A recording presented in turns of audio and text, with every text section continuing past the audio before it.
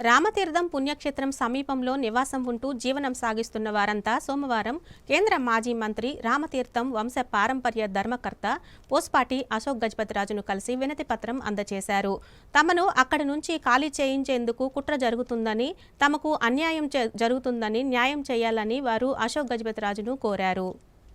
జిల్లాలోని సుప్రసిద్ధ పుణ్యక్షేత్రం రామతీర్థంలో ఆలయాన్ని ఆనుకుని తరాలుగా నివాసం ఉంటున్న తమ కుటుంబాలను ఖాళీ చేయాలని దేవస్థానం అధికారులు ఒత్తిడి చేస్తున్నారని కేంద్ర మాజీ మంత్రి రామతీర్థం ధర్మకర్త పోసుపాటి అశోక్ గజపతిరాజుకు సోమవారం బాధితులు వినతి పత్రం అందజేశారు. అనంతరం వారు మీడియాతో మాట్లాడుతూ తరతరాలుగా రామతీర్థం క్షేత్రంలో పూజా సామాగ్రి అమ్ముకుంటూ జీవనం సాగిస్తున్నామని పేర్కొన్నారు. తమ ఇళ్లు, పూజా సామాగ్రి అమ్మే దుకాణాలకు సంబంధించిన పత్రాలు తమ వద్ద ఉన్నప్పటికీ అధికారులు తమని ఖాళీ చేయాలని ఒత్తిడి చేస్తున్నారని ఆవేదన వ్యక్తం చేశారు. అధికారుల చర్యలపై దేవస్థానం ధర్మకర్త అయిన కేంద్ర మాజీ మంత్రి అశోక్ గజపతిరాజు దృష్టికి తీసుకువచ్చామని అన్నారు. తమ సమస్యపై స్పందించి న్యాయం చేయాలని, తాము జీవనాధారం కోల్పోకుండా చూడాలని అశోక్ గజపతిరాజును కోరామన్నారు.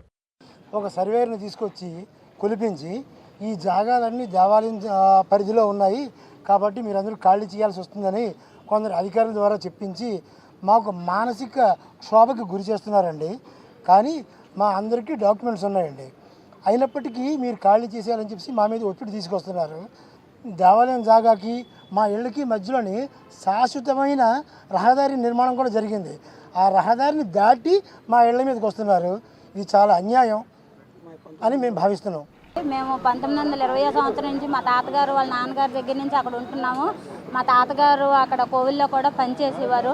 అప్పటి నుంచి ఉన్న మా దగ్గర కాగితాలు ఉన్నా కూడా దేవస్థానం వాళ్ళు వచ్చి నానా గొడవలు పెట్టి మా తాతగారు కోవిల్లో కూడా పనిచేసేవారు, కరణం గారు కూడాని.